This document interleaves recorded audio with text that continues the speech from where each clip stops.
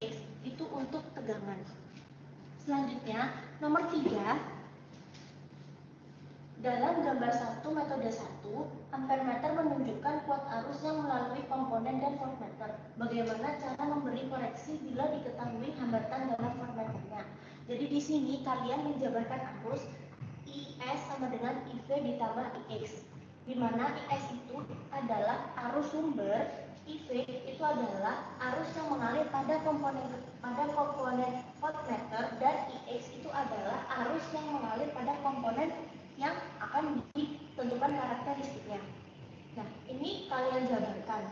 Lalu untuk nomor 4, bagaimanakah dengan gambar 2 metode 2? Nah, di sini kita menggunakan rumus sigma V sama dengan 0, di mana Vs sama dengan VA ditambah Vx. Vs itu adalah tegangan sumber, VA itu adalah tegangan yang mengalir melalui komponen ampermeter, dan Vx itu adalah tegangan yang mengalir melalui komponen yang akan ditentukan karakteristiknya. Nah, sama saja pada seperti nomor 3, rumus ini jabarkan. Untuk nomor 5, rangkaian manakah yang lebih baik untuk percobaan ini? Nah, ini menurut analisa Anda, yang manakah dari metode 1 dan metode 2 yang menurut kalian itu lebih baik untuk dilakukan percobaan? Lalu selanjutnya nomor 6, apakah pengaruh hambatan dalam ampermeter RA dan hambatan dalam voltmeter RV pada rangkaian? Jelaskan. Nah, di sini kalian juga menganalisis sebenarnya apakah hambatan dalam ampermeter itu dan hambatan dalam voltmeter itu mempengaruhi nilai arus dan tegangan. Ini jelaskan menurut analisa Anda. Selanjutnya untuk nomor 7, dari percobaan yang telah dilakukan, jenis dioda manakah yang digunakan? Nah, di sini untuk menentukan jenis diodanya dapat dilihat dari tegangan yang terbaca pada saat dioda aktif. Nah, dioda aktif itu dilihat dari beberapa bahannya. Sekian peragaan praktikum berbasis daring dari Laboratorium Fisika Dasar Modul Hukum Ohm. Jika ada penjelasan atau pertanyaan yang kurang jelas, bisa ditanyakan kepada asisten yang standby di kelas MM STEAM masing-masing. Sekian, wassalamualaikum warahmatullahi wabarakatuh.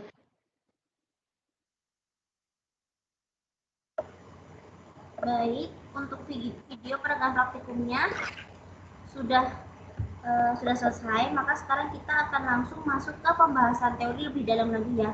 Untuk asisten yang bertugas hari ini adalah Kak Indah. Silakan Kak Indah, waktu dan tempatnya.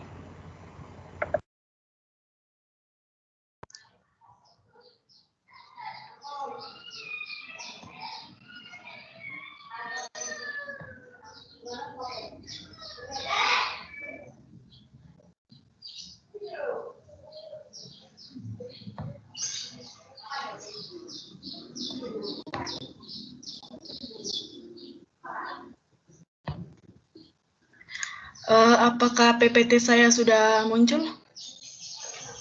Sudah, Kak. Sudah, Kak. Baik, Assalamualaikum warahmatullahi wabarakatuh. Selamat sore untuk semuanya.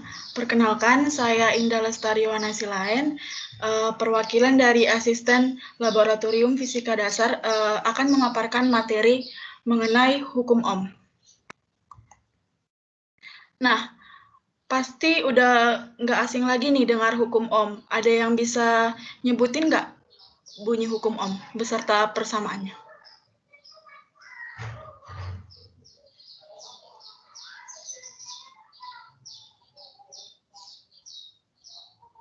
Oke, untuk Muhammad Fikri, silakan. Izin memperkenalkan diri, Kak. Nama Muhammad Fikri Sadikin dengan NIM 2020-11235. Hukum Ohm adalah suatu pertanyaan bahwa besar arus listrik yang mengalir melalui sebuah pengantar selalu berbanding lurus dengan tegangan dan berbanding terbalik dengan hambatan pada suatu konstan. Persamaannya R sama dengan V dibagi I. Terima kasih. Iya, terima kasih atas jawabannya. Jadi yang dikatakan temannya udah benar ya. Apa itu hukum Ohm? Nah, bunyinya itu, jika suatu penghantar diberi tegangan pada suatu rangkaian tertutup, maka akan timbul arus listrik yang besarnya berbanding lurus dengan tegangan listrik dan berbanding terbalik dengan hambatan pada suhu konstan. Nah, ini dirumuskan dengan R sama dengan V per I, di mana R ini merupakan hambatan dengan satuan ohm, dan V ini merupakan tegangan dengan satuan volt, dan I ini merupakan arus listrik di mana dengan satuan ampere. Nah, modul kali ini punya tujuan. Ada yang ingat nggak tujuannya apa aja?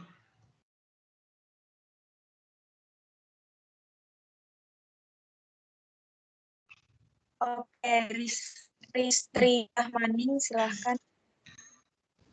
Sebelumnya, perkenalkan nama saya Ristri Rahmanitya Setiabudi dengan NIM 2020-11231. Untuk tujuan modul kali ini ada dua, yaitu menentukan karakteristik beberapa komponen listrik dengan menggunakan amperemeter dan voltmeter. Untuk yang kedua, mengenal hubungan seri dan paralel. Iya, terima kasih. Jadi benar ya. Tujuan yang pertama itu menentukan karakteristik beberapa komponen listrik dengan menggunakan ampermeter dan voltmeter. Nah, di sini kita itu menentukan karakteristik beberapa komponen nih. Nah, karakteristik itu ada ohmik dan non-ohmik. Nah, nanti kita akan bahas lebih dalam lagi pada data pengamatan dan tugas akhir. Nah, yang kedua ini ada mengenal hubungan seri dan paralel. Nah, kita tahu ada rangkaian seri dan paralel, di mana seri ini yang tidak memiliki titik percabangan dan salah satu kakinya itu terhubung langsung dengan komponen lainnya. Sedangkan rangkaian paralel itu merupakan rangkaian yang tidak memiliki titik percabangan, di mana kedua kakinya itu terhubung secara langsung dengan komponen lainnya. Nah, ada beberapa alat dan perlengkapan yang digunakan pada praktikum ini. Saya minta 2 orang buat nyebutin apa aja nama alatnya dan beserta fungsinya. Iya, yo siapa yang mau jawab? Ini ada Fariski Cornelius. Silakan, Dek. Terima kasih, Pak. Izin menjawab, Kak. Sebelumnya perkenalkan nama saya Fariski Cornelius dengan NIM 2020-11266. Izin menjawab. Ini yang dijawab kan tadi 2 orang, Kak. Dari 1 sampai berapa, Kak? Mungkin 1, 2, dan 3. Oke, baik, Kak. Izin menjawab, Kak. Dari yang pertama itu ampermeter. Ampermeter sendiri yaitu alat ukur untuk mengukur kuat arus. Yang kedua itu voltmeter, yaitu sebagai alat ukur untuk mengukur nilai tegangan. Dan yang ketiga itu sumber tegangan DC yang berfungsi untuk mengatur dan menyuplai tegangan. Terima kasih, Kak. Oke, terima kasih. Satu lagi? Oke, untuk satu lagi, cewek atau cowok nih, Kak? Boleh cowok, Bang. Cewek deh, cewek. Cewek. Ristri Rahmaning Setiabudi. Perkenalkan nama saya Ristri Rahmanitya Setiabudi dengan NIM 2020-11231. Beberapa elemen listrik yaitu resistor, lampu, NTC, dan dioda yang akan ditentukan karakteristiknya. Dan nomor 5 itu kabel-kabel penghubung yang fungsinya untuk menggabungkan komponen listrik, Kak. Oke, jadi terima kasih untuk jawabannya. Jadi benar ya, yang pertama ini ada ampermeter, di mana ampermeter ini kita gunakan untuk mengukur arus listrik. Yang kedua itu ada voltmeter, di mana ini merupakan alat yang kita gunakan untuk mengukur tegangan listrik. Kemudian ada sumber tegangan DC untuk mengatur dan menyuplai tegangan. Nah, pada yang keempat ini ada beberapa elemen listrik seperti resistor, lampu, NTC, dan dioda. Di mana resistor itu komponen yang untuk menghambat si arus listrik. Kemudian ada lampu untuk mengubah energi listrik menjadi cahaya atau dia bisa sebagai hambatan. Nah, kemudian ada NTC. Nah, ini merupakan komponen listrik yang berfungsi untuk menaikkan hambatan ketika suhunya turun. Nah, kemudian ada si dioda yang merupakan komponen elektronika yang berfungsi sebagai penyearah arus listrik. Nah, kemudian yang terakhir ini ada kabel penghubung yang merupakan penghubung antar komponen.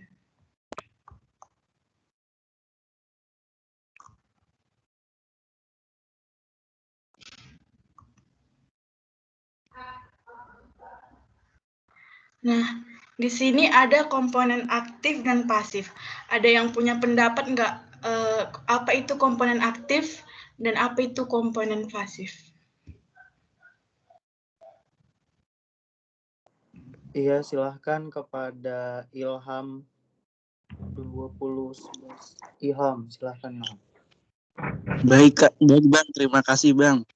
Sebelumnya perkenalkan, nama saya Ilham Jaya Pratama dengan NIM 2020-11280.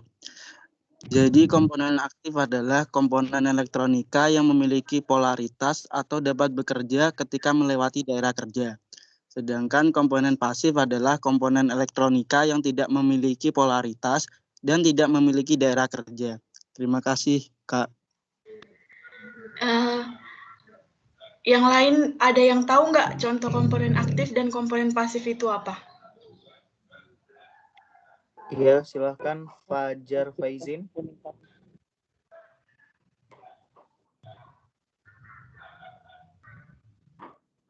Fajar Faizin, boleh. Ya Bang, izin perkenalkan, nama saya Fajar Faizin, NIM 2020-11247. Izin menjawab Bang, untuk contoh komponen aktif itu contohnya pertama dioda, yang kedua stritor, yang ketiga transistor. Nah, untuk komponen pasifnya contohnya itu yang pertama itu resistor, terus yang kedua kapasitor, yang ketiga induktor. Terima kasih Bang. Itu minggu depan itu kontrakan udah mau dibenerin. Oke, terima kasih jawabannya. Jadi komponen aktif itu merupakan komponen elektronika yang memiliki polaritas atau dapat bekerja ketika melewati daerah kerja. Nah, contohnya itu ada dioda dan transistor. Nah, maksudnya dapat bekerja ketika melewati daerah kerja, jadi contohnya nih dioda. Dia dapat bekerja di titik-titik tertentu. Nah, kemudian ada komponen pasif. Nah, komponen pasif ini merupakan komponen elektronika yang tidak memiliki polaritas dan tidak memiliki daerah kerja. Nah, contohnya ini ada resistor, kapasitor, dan induktor.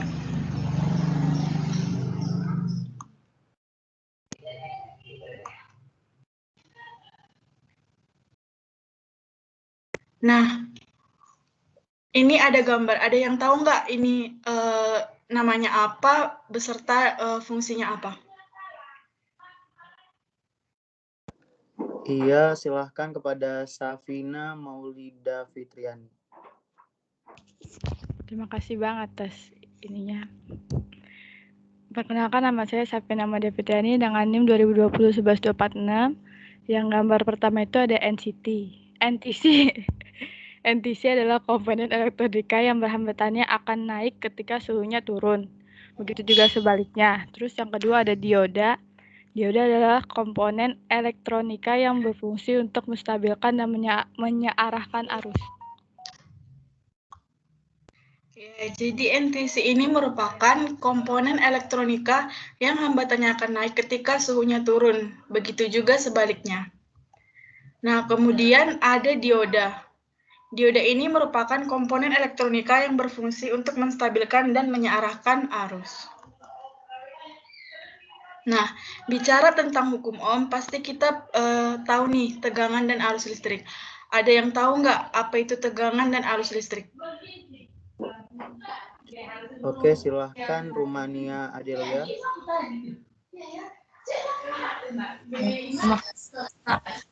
Izin memperkenalkan diri, nama saya Rumania Adelia dengan 2020-11239. Pengertian tegangan adalah besarnya usaha atau energi yang diperlukan untuk memindahkan suatu dari potensi lebih tinggi ke potensi yang lebih rendah. Sedangkan untuk pengertian arus listrik, yaitu jumlah muatan listrik yang mengalir melalui suatu penghantar tiap satu satuan waktu. Begitu Kak, terima kasih. Iya, terima kasih atas jawabannya. Nah, benar ya, tegangan itu merupakan besarnya usaha atau energi yang diperlukan untuk memindahkan satu muatan dari potensial yang lebih tinggi ke potensial yang lebih rendah. Rumusnya itu yang kita gunakan itu V sama dengan I kali R. Nah, seperti yang saya sebutkan tadi, di mana V ini merupakan tegangan dan I ini merupakan arus dan R ini merupakan hambatan. Nah, sedangkan arus listrik itu merupakan jumlah muatan listrik yang mengalir melalui suatu penghantar tiap satuan waktu. Dirumuskan dengan I sama dengan V kali R, di mana I ini merupakan arus listrik, V ini merupakan tegangan, dan R ini merupakan hambatan.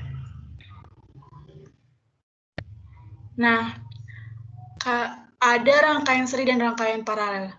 Ada yang bisa nyebutin nggak perbedaan rangkaian seri dan rangkaian paralel itu bagaimana? Iya, silahkan.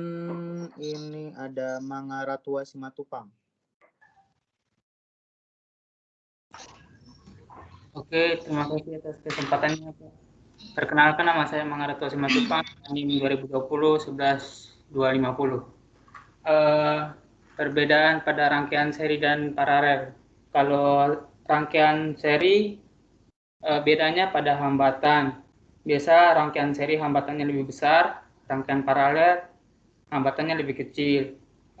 Terus bila ada kerusakan pada rangkaian seri itu lebih mudah dideteksi.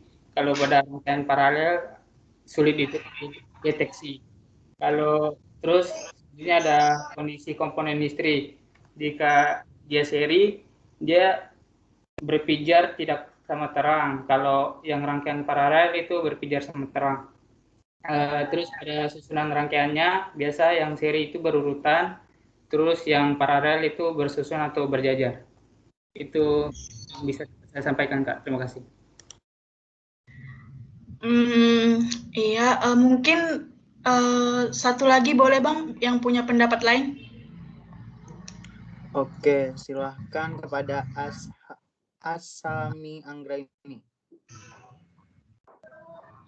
Assalamualaikum warahmatullahi wabarakatuh. Perkenalkan, saya Asami Anggraini dengan NIM 2020-11-251. Perbedaannya di sini, kalau rangkaian seri itu dia tidak memiliki percabangan atau rangkaiannya lurus, sedangkan kalau paralel itu dia memiliki percabangan. Lalu seri itu berfungsi sebagai pembagi tegangan, sedangkan kalau paralel itu berfungsi sebagai pembagi arus. Nah, lalu di sini juga ada untuk tegangan total, maksudnya rangkaian seri. Untuk rangkaian seri itu arus listrik total sama dengan I1 sama dengan I2 dan sama dengan I3. Sedangkan pada paralel, I totalnya itu adalah jumlah dari seluruh arus dari percabangannya. Ya mungkin itu saja, cukup sekian. Terima kasih. Iya, terima kasih ya untuk jawabannya. Nah, jadi benar ya, dari gambar ini kita bisa lihat nih, rangkaian seri itu merupakan rangkaian yang tidak memiliki titik percabangan. Nah, yang dimana itu salah satu kakinya itu terhubung langsung dengan komponen lainnya. Nah, arus pada rangkaian seri ini, arus tiap komponennya itu sama, namun tegangannya berbeda. Kemudian nih, pada rangkaian paralel, dari gambar kita bisa lihat nih, rangkaian paralel ini rangkaian yang tidak memiliki titik percabangan, yang dimana kedua kakinya itu terhubung secara langsung dengan komponen yang lainnya. Yang dimana tegangan pada rangkaian paralel ini sama, namun arusnya berbeda. Nah, di sini ada karakteristik komponen listrik. Nah, dari grafik yang tertampil ini ada yang tahu nggak? Ohmik itu maksudnya bagaimana dan non-ohmik itu bagaimana?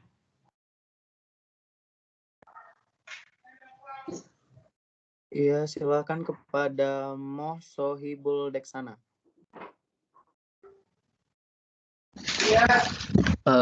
Izin memperkenalkan diri, Bang. Perkenalkan, nama saya Muhammad Sohibul Deksana dengan NIM 2020-11-264. Untuk komponen ohmik ini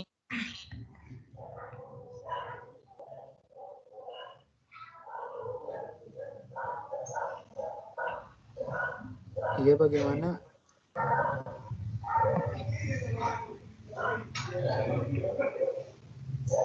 Kak Indah, ini suaranya putus nggak? Iya, Bang Rahmat, putus. Sohibul? Bisa. Sohibul? Kayaknya terputus deh Kak ini. Boleh Coba diganti siapa nih? ya, yang mau coba. Marwaisi. Silakan Reza Marwaisi.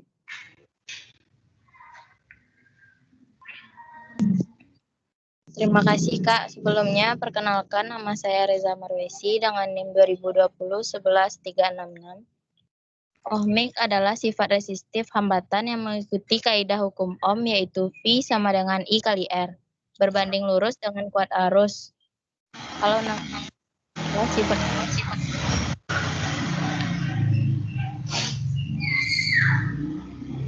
Ohm. Tegangan tidak berbanding lurus dengan kuat arus.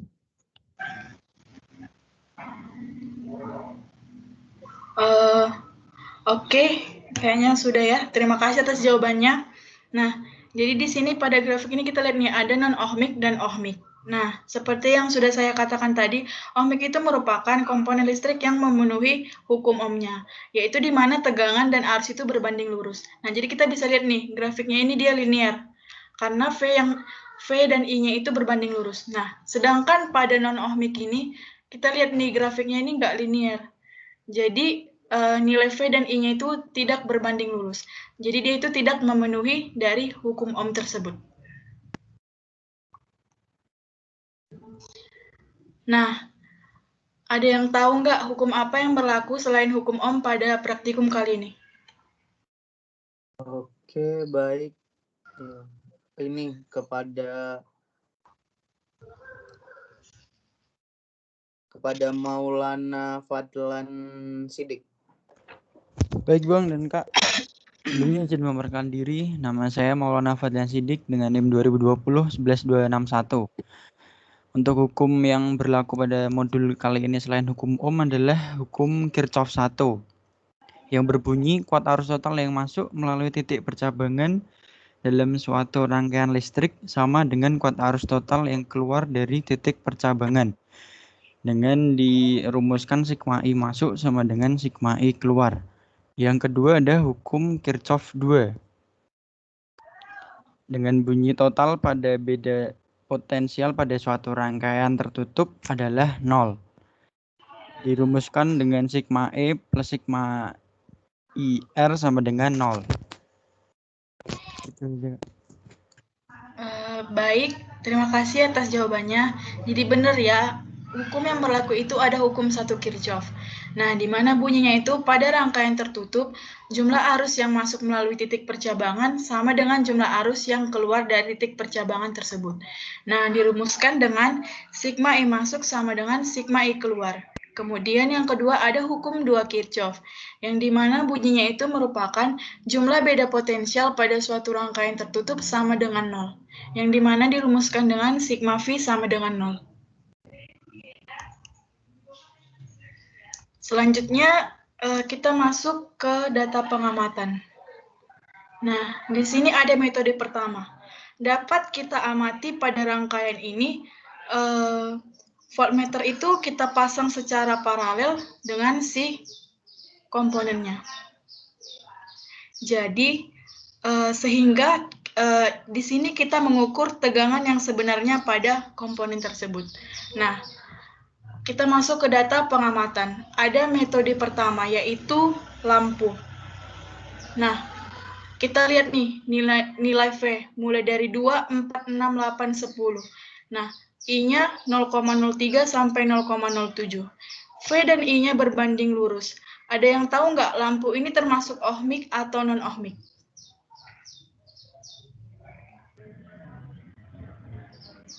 Iya, siapa yang mau jawab? Gak ada yang tunjuk tangan nih.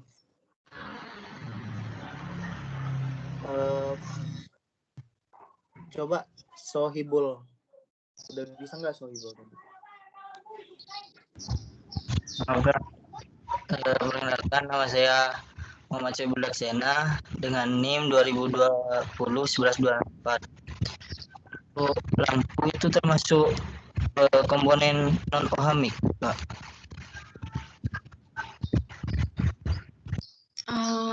Mungkin ada pendapat lain?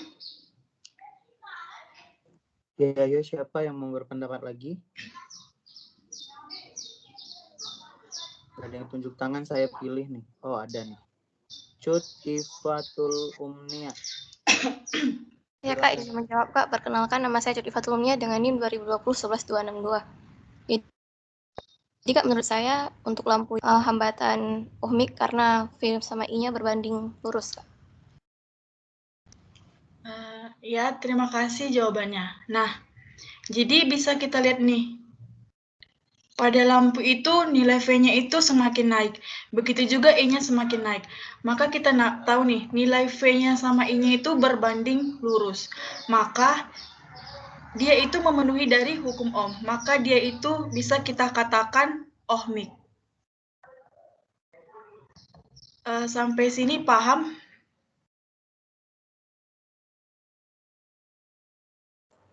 Enggak. Kita lanjut ke dioda. Nah, ini kita lihat nih. Pada 0,2 dan 0,4 nilai arusnya itu 0. Ada yang tahu nggak kenapa arusnya itu muncul ketika tegangannya itu 0,6 volt? Ayo, siapa yang mau jawab nih?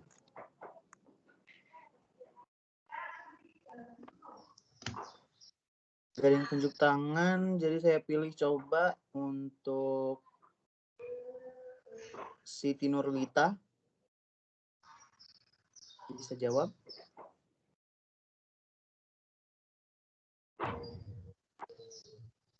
Kurang tahu, Siti Bang. Nurlita bisa jawab?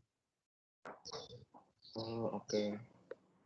Ganti nih yang lain nih. Siapa nih? Ada yang tunjuk tangan nggak? Silahkan kepada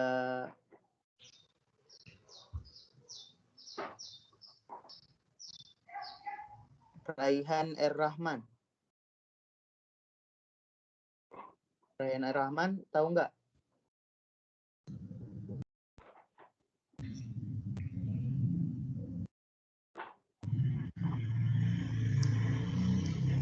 Halo, Raihan R. Rahman ada nggak? Ini yang nggak jawab pada saat dipanggil dikurangi loh absennya. Nggak di absen jadinya. Dianggap tidak hadir.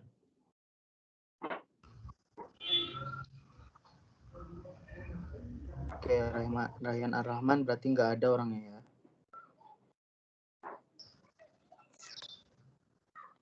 Untuk Maulana Fadlan, bisa nggak? Ada Bang. Coba saya jawab ya Bang. Silakan, nama saya Maulana Fadlan Sidik dengan NIM 2020-11-261. Karena dioda berfungsi sebagai penyearah arus listrik, jadi hanya dapat mengalirkan arus listrik pada situasi tegangan tertentu saja ya Bang. Gitu saja sih Bang yang saya tahu. Baik, terima kasih jawabannya. Nah, jadi kita tahu nih, dioda ini kan merupakan termasuk komponen aktif, yang dimana itu dia memiliki daerah kerja nih. Nah, jadi kita tahu dioda ini arus yang muncul itu ketika pada tegangan 0,6 volt, maka kita dapat lihat daerah dia dapat bekerja itu ketika tegangannya mulai dari 6,6 volt. Jadi pada saat ketika 0,2 volt dan 0,4 itu dia itu arusnya belum muncul nih. Nah, ada yang tahu nggak jenis dioda itu ada berapa?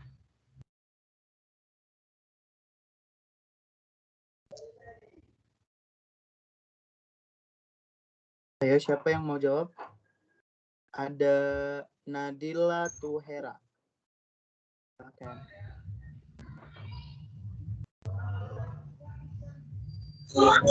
Izin menjawab Kak, perkenalkan nama saya Nadila Tuharea, NIM 2020-11254. Sebentar Kak.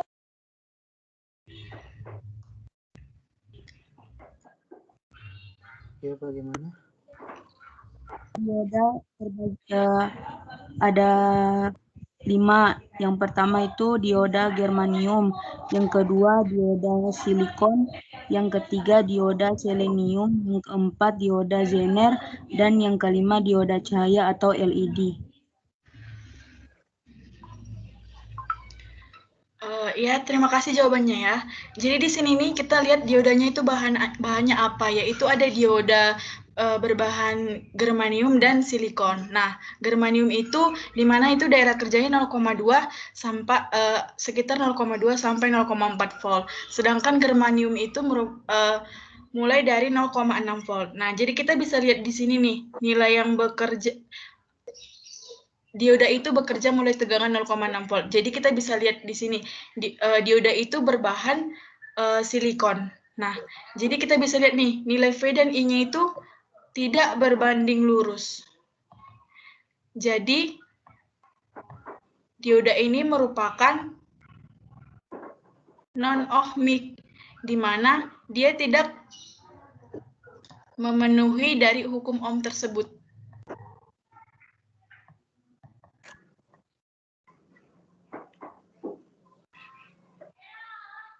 Selanjutnya ada NTC. Nah, kita lihat nih, tegangannya kan naik nih, mulai dari 2 sampai 10.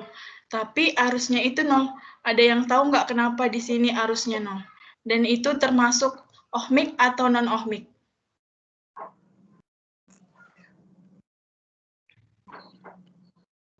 Siapa lagi nih yang mau jawab?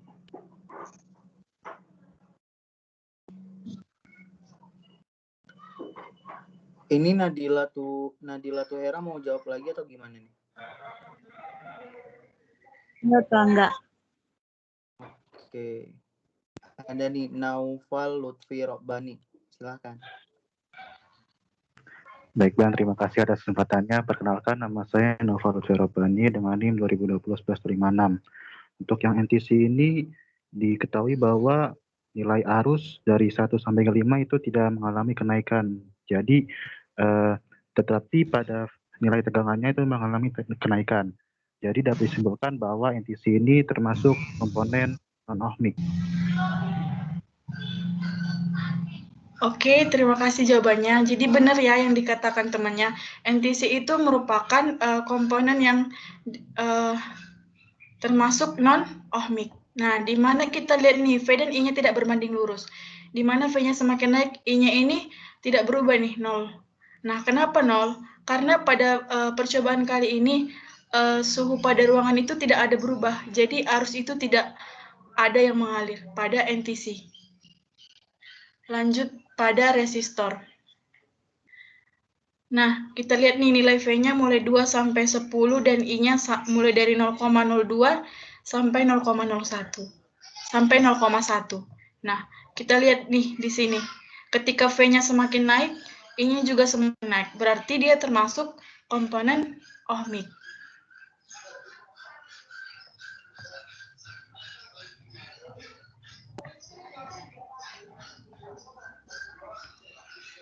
Nah, lanjut ke seri lampu resistor. Nah, di sini komponen lampu dan resistor ini kita serikan nih. Nah, ketika tegangannya itu mulai dari 2 sampai 10 nih semakin naik kan, I-nya juga kita lihat nih mulai dari 0,01 sampai 0,05. Nah, kita bisa lihat di sini V dan I itu berbanding lurus. Maka bisa kita simpulkan bahwa saat lampu dan resistor itu diserikan, maka mereka ini termasuk ohmik. Nah, lanjut ke seri NTC dioda. Nah, kita lihat di sini nih, tegangan mulai dari 0,2 sampai 1.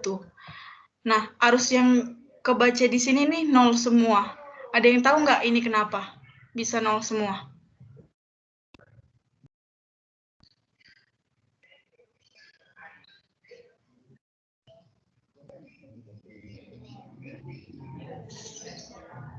Iya, yo siapa yang mau jawab?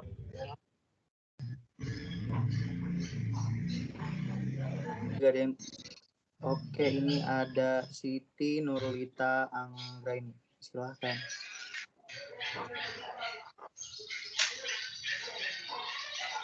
Perkenalkan, nama saya Siti Nurulita Anggraini dengan NIM 2020-11260. Izin menjawab, Kak. Jawabannya karena suhunya tetap.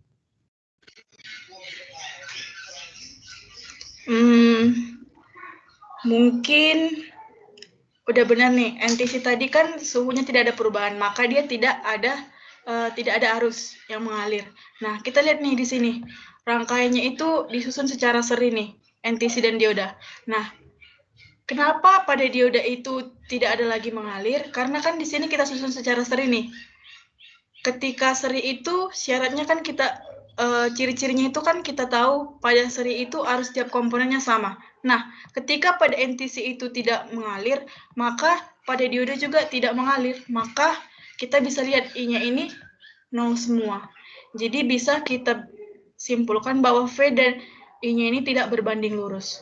Nah, berarti ini termasuk non-ohmik.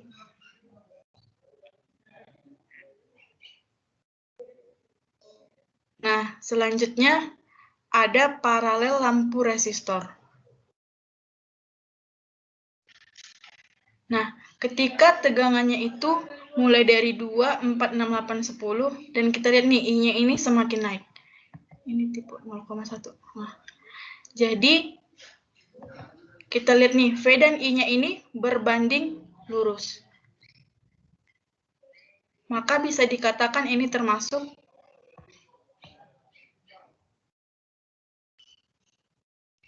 ohmik.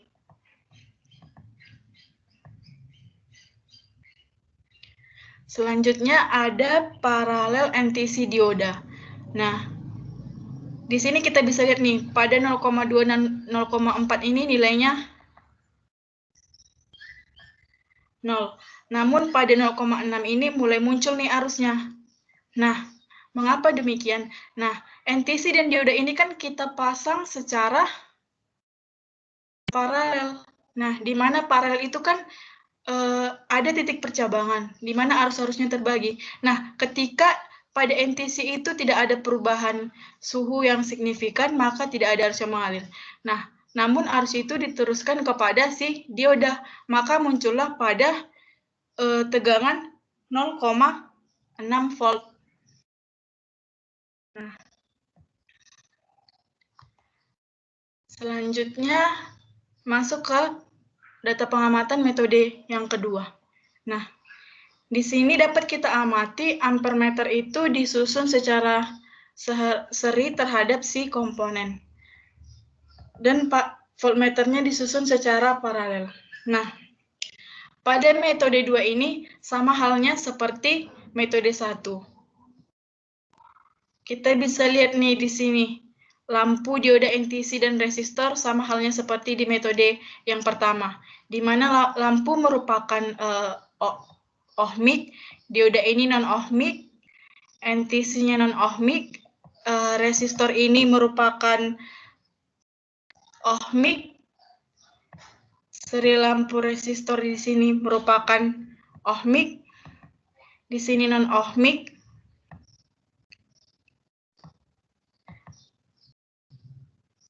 yang dimana paralel lampu resistor ini merupakan ohmik dan di sini non-ohmik. Selanjutnya kita masuk ke tugas akhir. Yang pertama ada catat kuat arus dan tegangan yang ditunjukkan oleh ampermeter dan voltmeter pada setiap kombinasi rangkaian. Kemudian hitunglah nilai hambatannya. Nah, untuk mencari hambatan kita mencari rumusnya menggunakan R sama dengan V per I. Nah, jadi ini totalnya pada metode 1 ada 40 perhitungan, metode 2 itu ada 40 perhitungan, jadi totalnya itu ada 80 perhitungan. Nah, di sini jangan lupa buat satuannya dalam proses perhitungan maupun hasil akhirnya. Kemudian yang kedua, buatlah grafik dan tentukan yang ohmik dan non-ohmik. Kemudian jelaskan. Nah, jadi kalian itu buat grafiknya pada Excel nih, dari data pengamatan yang metode 1 dan metode 2. Nah, metode 1 itu ada 8 grafik, metode 2 itu ada 8 grafik, jadi totalnya itu ada 16 grafik. Nah, jadi jelaskan nih, misalnya grafik hubungan antara arus dan tegangan pada lampu. Nah, kalau jelaskan dia termasuk ohmik dan non-ohmik berdasarkan grafik yang kalian dapatkan. Kalau dia linier, berarti dia termasuk ohmik. Nah, sedangkan jika dia tidak linier, berarti dia bukan non-ohmik.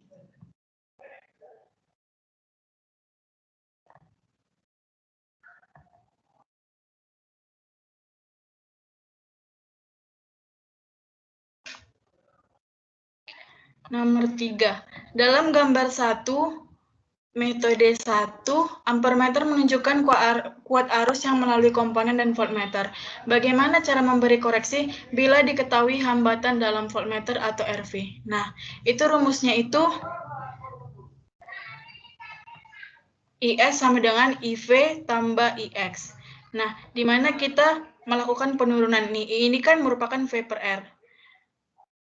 Nah, di mana IS itu merupakan arus sumber, IV itu arus pada voltmeter, RV itu merupakan hambatan pada voltmeter, RX itu merupakan hambatan X, VS itu merupakan tegangan pada voltmeter, dan VX itu merupakan tegangan X.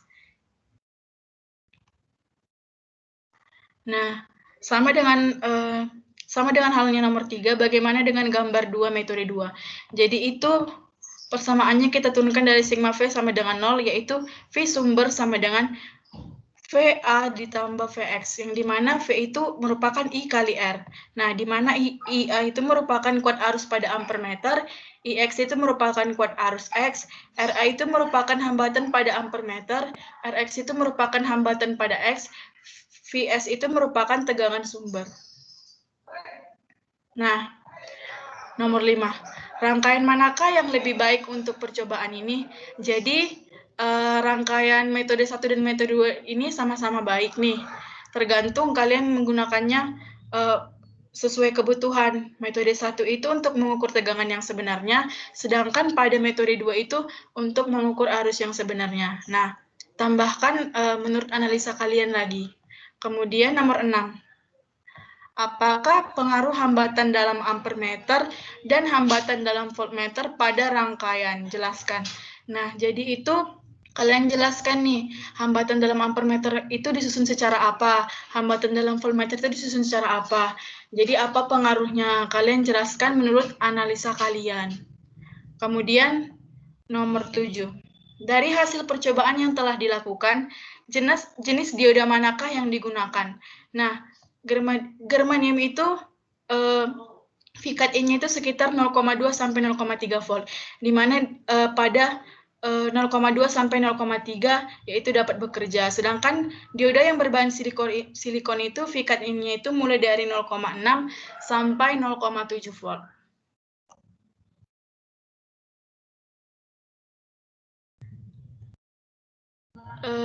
Ada yang bisa ngasih kesimpulan nggak untuk praktikum kali ini?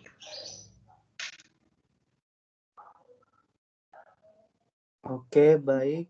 Di sini ada Tarisa Amalia. Ya, Kak. Izin menyimpulkan, Kak. Perkenalkan, nama saya Tarisa Amalia Pratiwi dengan NIM 2020-11244. Untuk praktikum kali ini itu kita dapat mengetahui apa itu hubungan seri dan paralel, apa perbedaannya seri dan paralel. Nah, kita juga mengetahui apa komponen-komponen listrik, yaitu ada komponen aktif dan komponen pasif.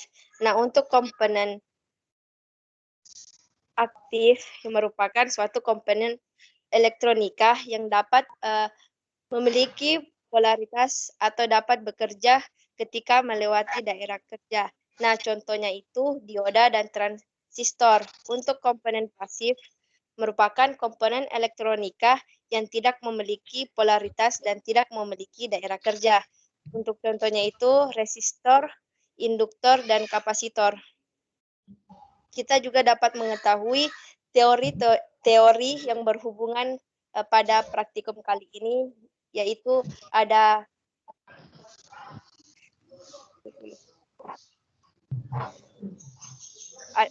teorinya ada di rangkaian tegangan dan arus listrik, rangkaian seri, dan rangkaian paralel. Kita juga mengetahui hukumnya yang berlaku, yaitu ada hukum 1 Kirchhoff dan hukum 2 Kirchhoff. Nah, untuk hukum 1 Kirchhoff merupakan pada rangkaian tertutup jumlah arus yang masuk melalui titik percabangan sama dengan jumlah arus yang keluar dari titik percabangan tersebut. Untuk hukum 2 Kirchhoff merupakan jumlah beda potensial pada suatu rangkaian tertutup sama dengan 0. Dan kita juga mengetahui apa itu komponen-komponen pada praktikum ini, ada resistor, lampu,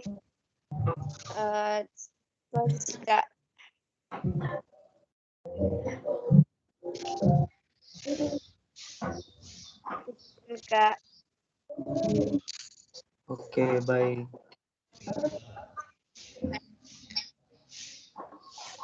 Mungkin satu orang lagi, Bang. Satu lagi. Nah, tadi udah cewek, sekarang cowok nih. Siapa nih yang mau nih buat kesimpulan? Nggak ada yang raise hand, saya tunjuk nih. Terry Dodo Sibuea. Ada orangnya? Halo. Ya, coba deh kesimpulannya. Oke, perkenalkan nama saya Terry Dodo Sibuea dengan 2020 11.35. Saya akan menyimpulkan. Yang pertama itu kita ketahui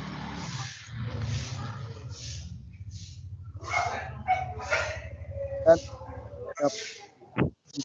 dan kemudian apa itu sudah. Kita juga mengetahui mengenai aktif dan pasif, bagaimana sebenarnya jaringannya. Kita juga mengetahui apa yang rangkaian ohmik dan non ohmik. Kemudian kita mengetahui jenis dioda, kemudian mengenai perbedaan apabila arus listriknya mulai dari 0 yang ohmik itu, kemudian juga yang non ohmik. Mungkin itu aja sih Bang kesimpulan yang saya dapatkan. Terima kasih Bang. Oke, baik. Terima kasih, Terry. Ini ada lagi nggak, Kak Indah?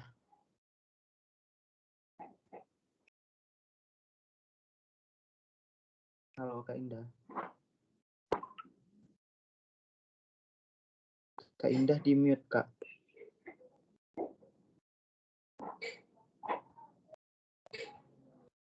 Halo, Kak Indah.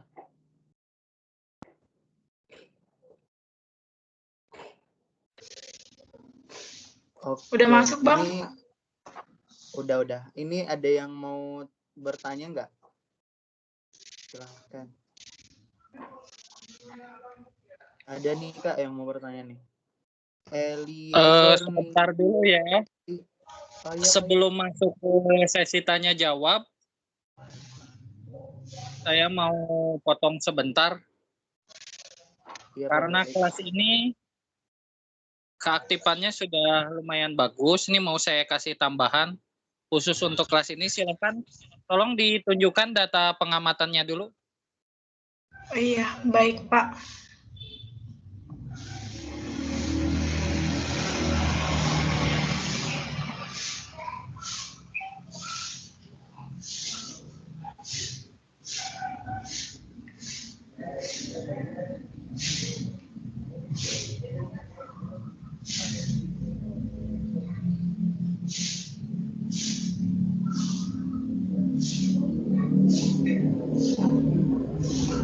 Ini sudah muncul belum ya di yang lain? Soalnya kalau di saya belum. Saya sudah, Pak. Oke, berarti yang di saya yang kurang bagus. Saya izin nge-mute dulu yang lain ya, supaya suaranya hanya satu, supaya gak ada noise dulu dari yang lain. Oke, baru muncul. Baik.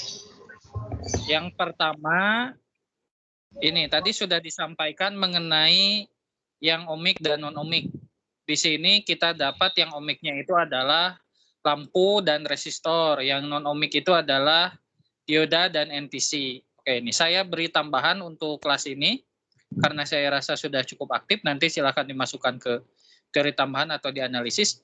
Yang pertama, sifat ohmik itu sangat selain bergantung pada suhu, bergantung juga pada batas pengukuran atau batas pemberian tegangan. Sebagai contoh seperti ini, lampu kita dapat di praktikum ini dia bersifat ohmik. Kenapa? Karena kita melaksanakan praktikum di rentang kerja lampu tersebut. Jadi karena lampunya kecil, kita hanya memberi tegangan hanya di bawah 20 volt atau di rentang kerja lampu tersebut. Misal tiba-tiba lampunya kita beri tegangan yang besar di 220. Yang terjadi lampunya sudah tidak akan bersifat ohmik. Jadi benda-benda yang bersifat ohmik itu tidak terus-menerus bersifat ohmik. Dia bisa berubah jadi non-ohmik ketika terjadi perubahan suhu, terjadi perubahan fasa. Perubahan fasa itu perubahan bentuk, misal dia meleleh, mencair, terus dia menguap, itu juga dapat membuat dia jadi non-ohmik, atau diberikan tegangan di luar batas sifat ohmik dari suatu benda. Jadi itu kalian masukkan.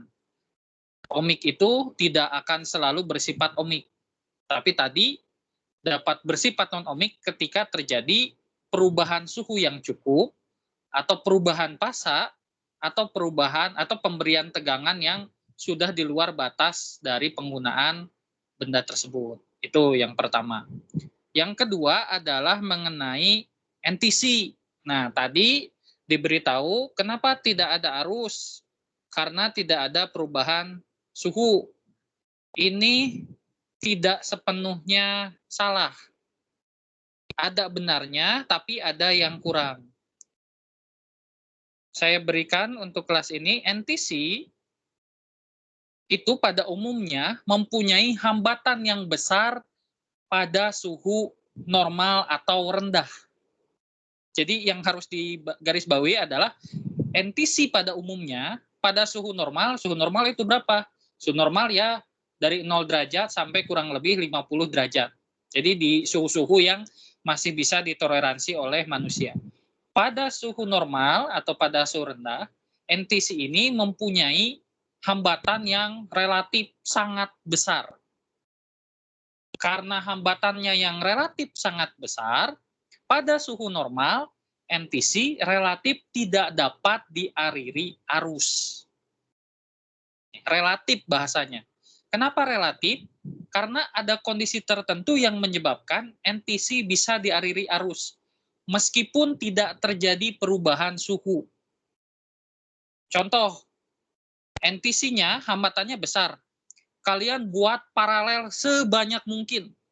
Misal 100 NTC kalian paralelkan. Hambatan yang besar itu kalau diparalelkan akhirnya akan mengecil kan?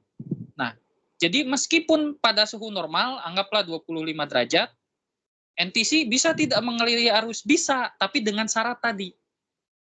Disusun sedemikian hingga supaya hambatan totalnya dia jadi sangat kecil. Atau memberikan tegangan yang cukup supaya arus bisa mengalir.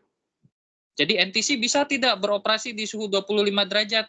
Tadi pilihannya, hambatannya dibuat kecil atau pemberian tegangannya yang dinaikkan ekstrim. Misal di sini hanya sampai 10 volt, kalian beri sampai 220 volt. Baru itu nanti akan ada, atau bisa ada, bukan akan ada, bisa ada arus yang mengalir. Itu untuk NTC tambahan. Dan bahasanya, kalau NTC itu bukan harus selalu ada perubahan suhu.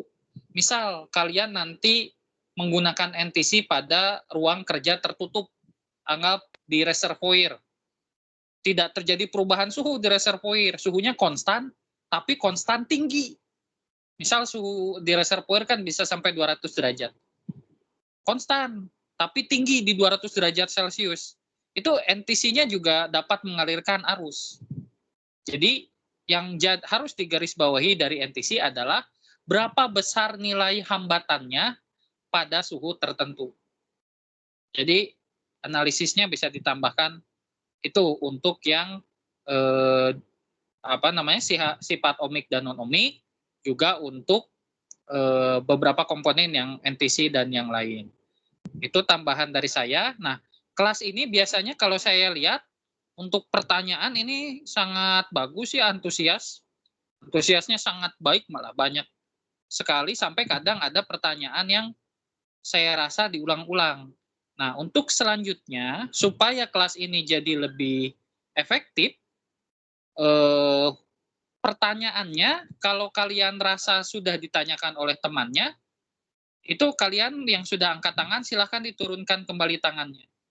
Jadi kalau sudah pernah dijawab atau sudah terjawab tidak secara langsung, itu silahkan diturunkan tangannya, atau nanti kakak-kakak aslabnya boleh tidak menjawabnya karena dirasa sudah jawabannya sama dengan pertanyaannya sebelumnya.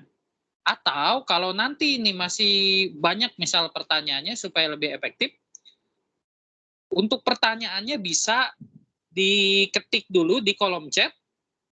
Nanti dari kakak-kakak aslab akan mencatat yang bertanya, itu dapat poin keaktifan, hanya tidak akan semua dijawab. Jadi kalau pertanyaannya dirasa mirip-mirip atau sudah terwakili, diambil saja beberapa sampel pertanyaan. Oke, kalau dari saya, sekian dulu. Silahkan dilanjut ke sesi tanya-jawab. Kalau sekarang saya lihat baru 3 orang yang mengacungkan tangan, silahkan dijawab dulu. Oke, nambah lagi. Dan kalau memang banyak, langsung saja di chat saja. Kalian ketik dulu pertanyaannya, nanti silahkan dipilih oleh aslab yang bertugas. Silahkan saya kembalikan kepada yang bertugas.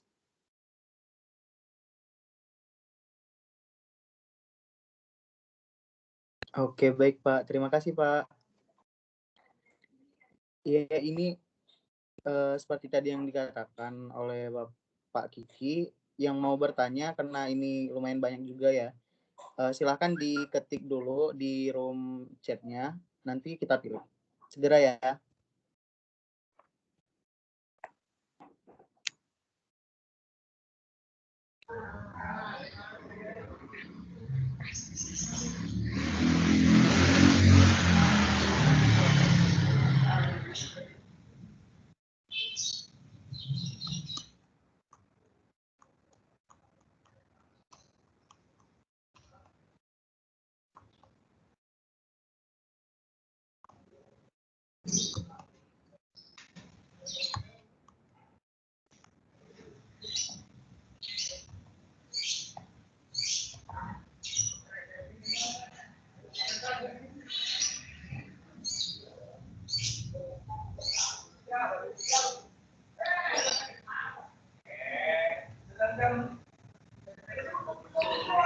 Oke, ini karena udah ditunggu juga nggak ada yang mau ngetik ya, langsung aja mungkin untuk Eliezer Nikel Budianto, silakan.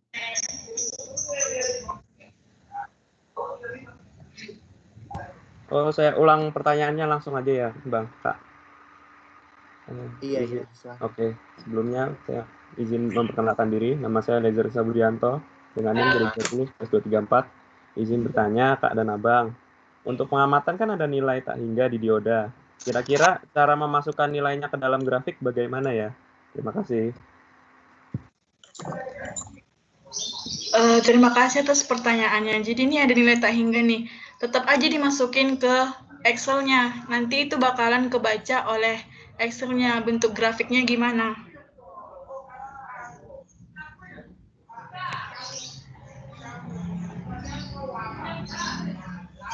Apakah sudah jelas?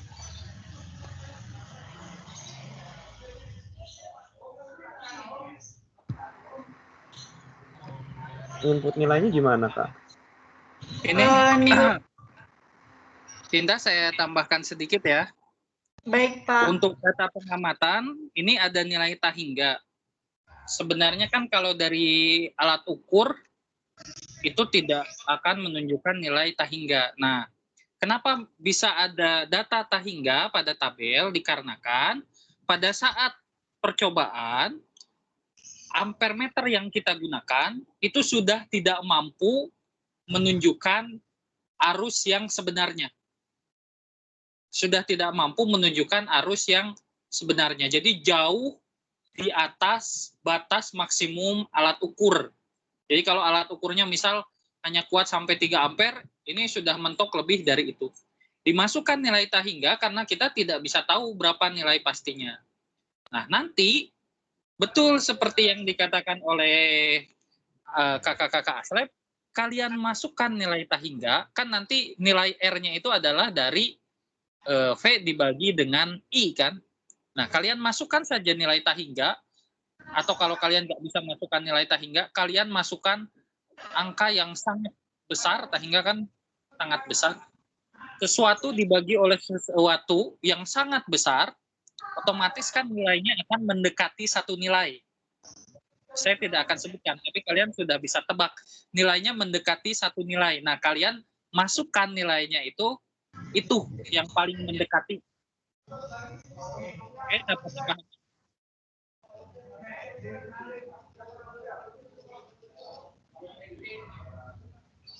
Halo? Ya. Baik Pak, terima kasih penjelasannya. Oke, silakan dilanjut.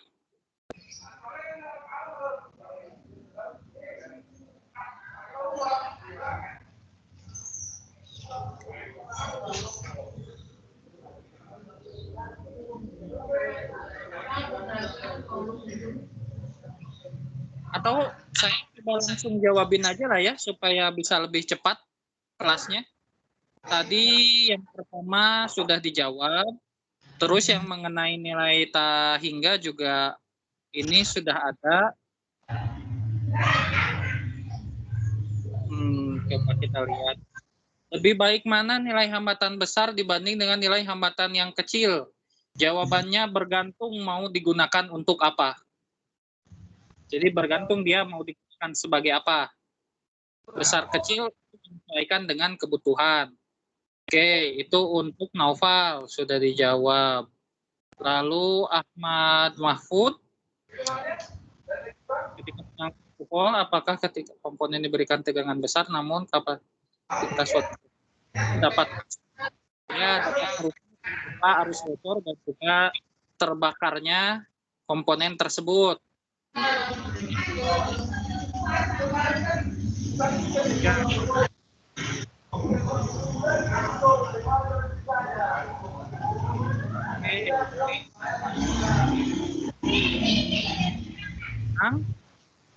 Akan semakin mudah juga menyebabkan suatu komponen itu terbakar atau konslet. Jadi memang semakin besar arus itu akan sangat mempengaruhi pada komponen. Makanya kalau kalian nanti beli komponen, itu harga suatu komponen itu ditentukan, atau inilah bahasa gampangnya, kalian beli hambatan nih, beli resistor. Resistor itu murah atau mahal bukan dari besar resistansinya, bukan dari hambatannya berapa ohm, tapi dari berapa daya resistor tersebut. Jadi dengan bahasa lain, kalau ada resistor sama-sama 10 ohm nih, yang satu bisa melewatkan 3 ampere, yang satu hanya mampu melewatkan 1 ampere. Nah, umumnya yang bisa melewatkan 3 ampere itu harganya akan lebih mahal karena dia lebih bagus. Seperti itu. Selanjutnya, dihubungkan sama non-ohmik.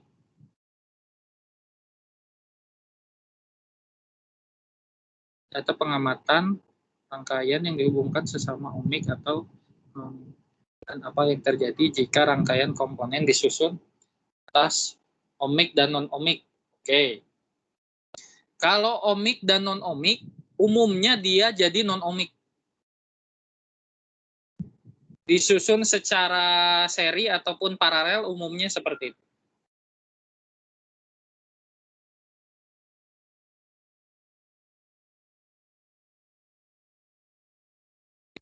Ini dari Teridodo tidak akan saya jawab karena pertanyaannya sudah terlalu jauh ya.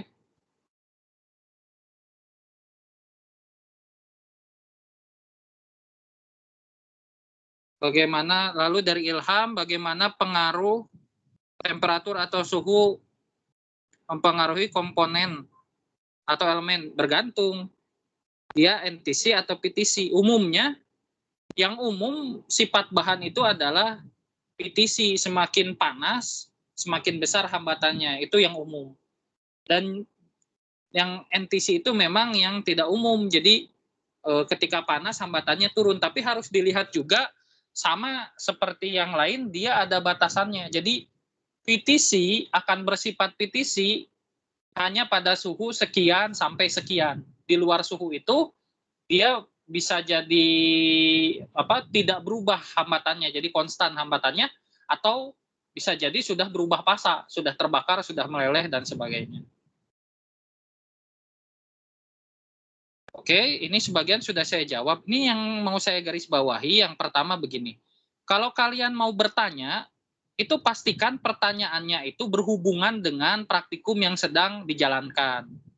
Yang kedua, pertanyaannya itu tolong ditanyakan yang akan berguna, tapi kalian belum mampu menjawabnya. Terus kalau pertanyaannya sudah mengarah kemana-mana, harus saya ingatkan ini sedang perkuliahan, bukan sesi talk show tanya jawab, ataupun bukan sebagai tempat mencari jawaban dari ujian praktikum lain ya. Jadi nanti di garis bawahi pertemuan selanjutnya kalau memang sudah ada pertanyaan yang melenceng kemana-mana, tidak usah dijawab saja. Silakan, saya kembalikan. Baik Pak, terima kasih Pak atas jawabannya.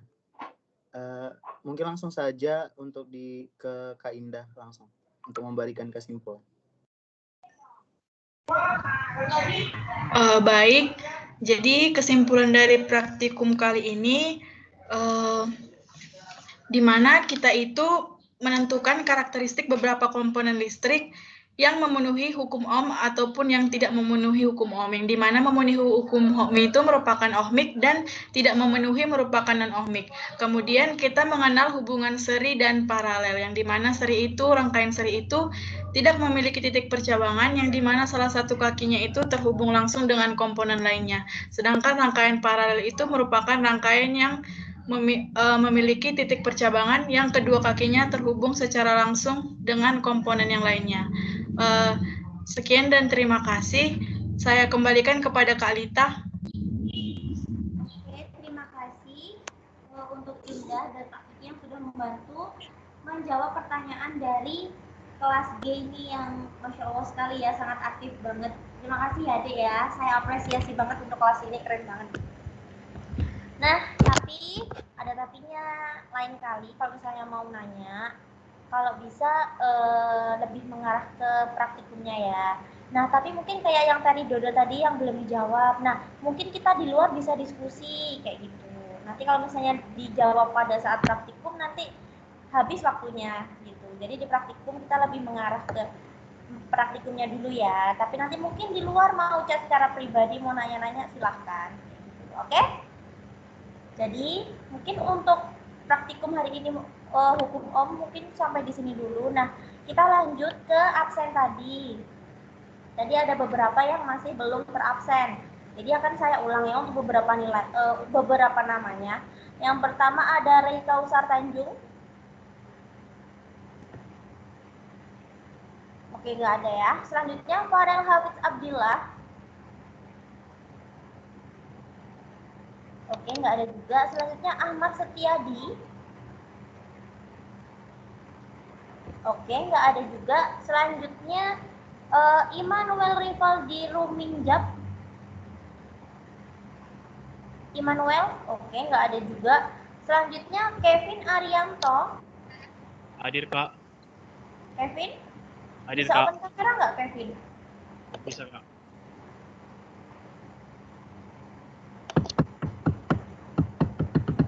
Kevin? Ya Kak, sebentar. Ini, Kak.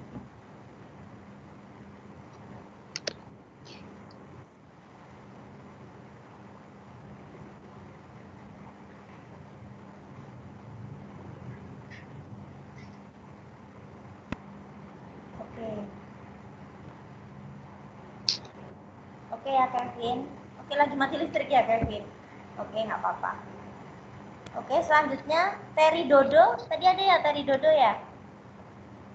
Hadir Kak, hadir. Coba open kamera Terry Dodo. Bentar Kak. Hadir Kak. Oke, Terry. Selanjutnya Exo Octavianus. Exo? Oke, nggak ada ya. Oke, untuk absennya mungkin cukup sampai di sini. Jangan lupa dikerjakan Kak, untuk permisi, ya. Farel hadir Kak? Siapa ini? 2000 Farel Hafidz Abdillah 2018 11288. Habis dari kamar mandi tadi. Kak, Miftahul Akmal hadir Kak. Miftahul Akmal. Siapa? Muhammad Sandi. Miftahul Akmal. Muhammad Sandi absen NIM-nya berapa? 2020 11241. Jadi beli nggak?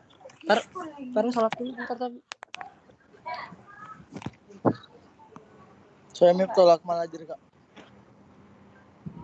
Muhammad Sandi. Kok nggak ada ya? NIM-nya berapa tadi Muhammad Sandi? Ya Kak, NIM-nya Sandi berapa? 2020 11241. Di sini dulu. Oh iya. Oke ya, Muhammad Sandi udah ya. Kak, Miftahul Akmal Kak. Siapa? Miftahul Akmal 242. Oke, udah Miftahul Akmal udah kok. Oke. Untuk opsinya udah cukup sampai di sini ya, karena waktunya juga sudah. Farel udah belum Kak? Farel udah. NIM-nya berapa Farel? 2018 11288. Udah kok. Udah. Farel udah. Oke, makasih. Oke, untuk absennya cukup sampai di sini ya. Lain kali tolong dipersiapkan dengan baik. Kalau bisa absennya sudah dari awal, gitu ya. Kalau misalnya ada jaringan koneksi yang buruk bisa dikabarin lagi. Oke, bagus ya untuk kelas ini. Saya harap nanti mungkin ada yang mau menjadi asisten lab fisika di semester depan. Kita akan adakan open recruitment. Jangan lupa untuk daftar. Oke, cukup sekian untuk praktikum hari ini. Mohon maaf jika banyak kesalahan. Wassalamualaikum warahmatullahi wabarakatuh. Ya sudah boleh lift deh. Waalaikumsalam warahmatullahi wabarakatuh. Terima kasih Kak, selamat sore. Terima kasih Kak. Asrap ya.